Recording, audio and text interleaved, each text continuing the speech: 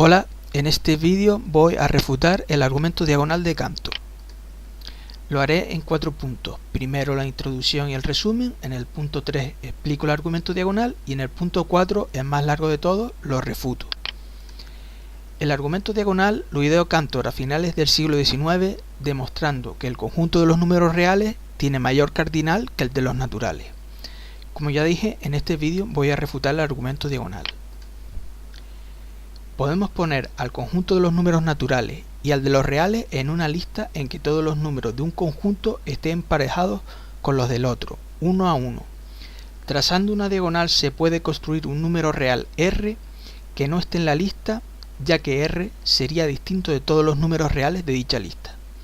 Esto es lo que hace el argumento diagonal de Cantor, mostrándonos que el conjunto de los números reales es mayor que el de los naturales. Es decir, como R no está en la lista, hay más reales que naturales.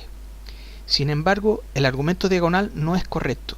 Se puede demostrar que teniendo un número real de la lista A, un número que llamamos A, con Aleph 0 cifras decimales, como todos los números reales, una parte B de A lo bastante corta, como para que la diagonal no la corte, tiene tantas cifras decimales como el número A, Aleph 0. Es decir, B es un trozo del número A y tiene tantas cifras decimales como el número A. Esto implica que B podría ser igual a R, y si B es igual a R, entonces A es igual a R, refutando así el argumento diagonal de Cantor. Quizás esto ahora no se vea claro, pero tras ver el vídeo verán que es muy sencillo. Aunque doy por hecho que conocen el argumento diagonal de Cantor, empiezo explicándolo para refrescarles la memoria. Queremos saber si el conjunto de los números naturales y el conjunto de los números reales comprendidos entre 0 y 1, el conjunto 0,1, tienen el mismo cardinal. Les recuerdo que he sabido que existe una variación entre los reales y los reales entre 0 y 1. Para resolver la cuestión, realizaremos un razonamiento por contradicción. Suponemos que sí, que existe una variación entre los naturales y el conjunto 0,1. Por cada número natural hay un número del conjunto 0,1, tal y como vemos. Ahora trazaremos una diagonal como la de la imagen.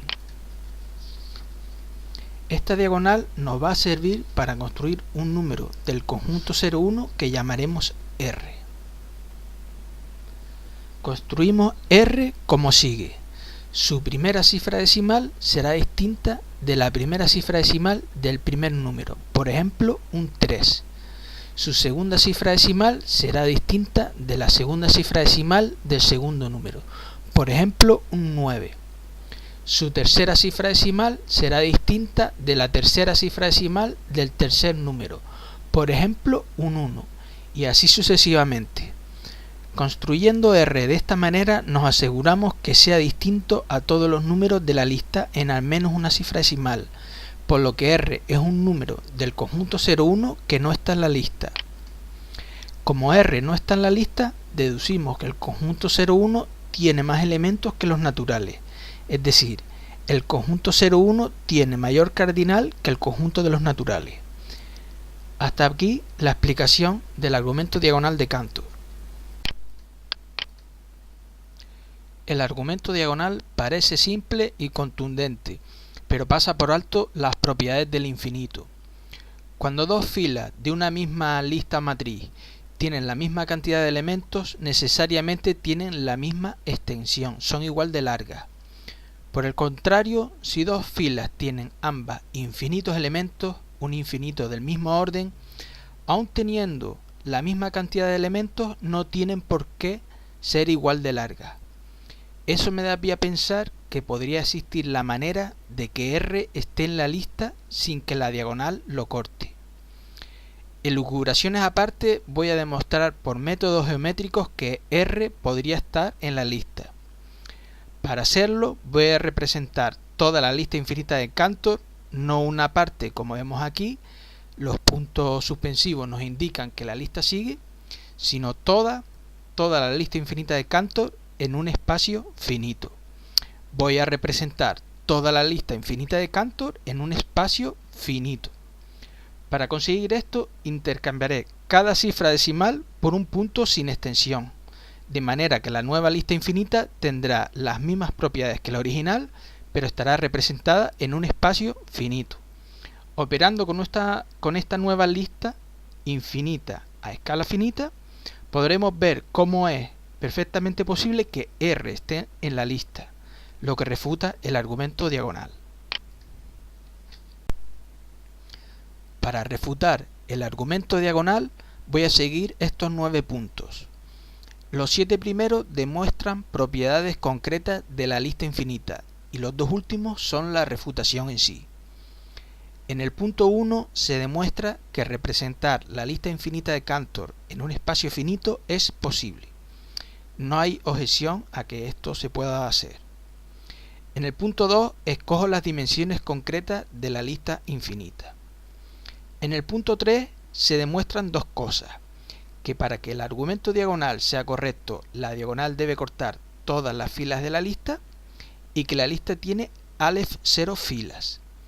En el punto 4 se demuestra que la lista tiene Aleph 0 columnas, tantas como filas.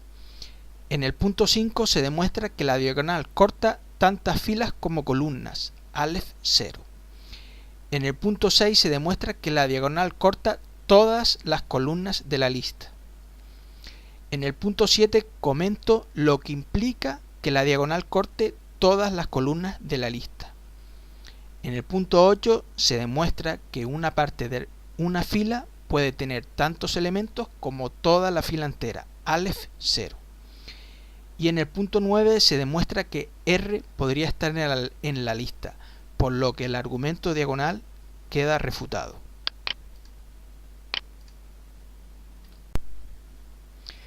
En este primer punto se demuestra que puedo representar la lista infinita de Cantor en un espacio finito.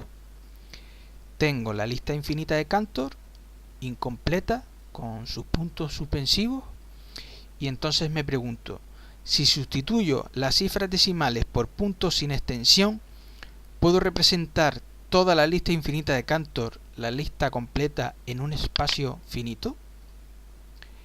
Es sabido que un segmento tiene Aleph 1 puntos, como en el caso AB. También entre 2 puntos podría haber solo una cantidad finita de puntos, como en el caso CD. Si entre 2 puntos cualesquiera pueden haber desde finitos o ningún punto hasta Aleph 0 hasta Aleph 1 puntos, no hay razón para pensar que no pueda haber una cantidad intermedia de puntos, por ejemplo Aleph 0, como en el caso EF. Tampoco hay objeción a que los puntos que componen EF sean equidistantes, es decir, que todos los huecos entre puntos sean iguales. De esta forma, con EF construimos una fila de la lista infinita de Cantor en una escala finita. EF no es un segmento, es una fila con Aleph 0 elementos y la ponemos aquí. La primera fila de la lista que vamos a construir la ponemos aquí. Podemos hacer otra fila igual que F y ya tendríamos 2 filas de la lista infinita de Cantor. Otra fila de la lista infinita la ponemos aquí. Entre estas 2 filas podríamos llegar a poner hasta Aleph 1 filas. Sin embargo, solo necesitamos Aleph 0 filas para completar la lista. Colocamos Aleph 0 filas en medio de estas 2 y ya tenemos toda la lista infinita de Cantor a escala finita. Ya tenemos la lista infinita a escala. En este punto me limito a escoger las dimensiones de la lista infinita a escala. Delimitaremos la lista entre estos 4 puntos. Estamos formando un cuadrado de x de alto y x de ancho. Más adelante veremos la utilidad de este paso. Esta sería la lista completa con su diagonal. En este punto se demuestran 2 cosas: que la diagonal debe cortar todas las filas de la lista y que la lista tiene Aleph 0 filas. Resulta evidente que la diagonal debe cortar todas las filas de la lista porque, si no lo hiciera, R podría ser una fila que la diagonal no corte, como vemos en la imagen. Por otra parte, la lista tiene Aleph 0 filas y no un infinito de distinto orden de filas. Esto se ve muy fácil. Basta con recordar que la lista tiene tantas filas como números naturales existen. Como el conjunto de los números naturales tiene Aleph 0 elementos, la lista tiene Aleph 0 filas. En conclusión, la diagonal corta todas las filas. La lista tiene Aleph 0 filas, de lo que se deduce fácilmente que la diagonal corta Aleph 0 filas. En este punto se demuestra que la lista tiene Aleph 0 columnas, tantas como filas, y no un infinito de distinto orden. Para demostrar esto debemos recordar dos cosas. La lista infinita tiene tantas filas como números naturales existen, y la lista infinita tiene tantas columnas como cifras decimales tienen los números reales. Si pudiéramos establecer una relación biunívoca entre el conjunto de los números naturales y el conjunto de las cifras decimales de un número real, sabríamos que en efecto la lista tiene tantas columnas como filas, Aleph 0. Si esto no fuera posible, la cantidad de columnas de la lista sería un infinito de distinto orden a Aleph 0, y como Aleph 0 es el infinito menor de todos, entonces habría más columnas que filas. ¿Hay más columnas que filas o hay las mismas? Hay tantas columnas como filas. Es muy sencillo establecer una relación biunívoca entre el conjunto de los números naturales y el conjunto de las cifras decimales de un número real.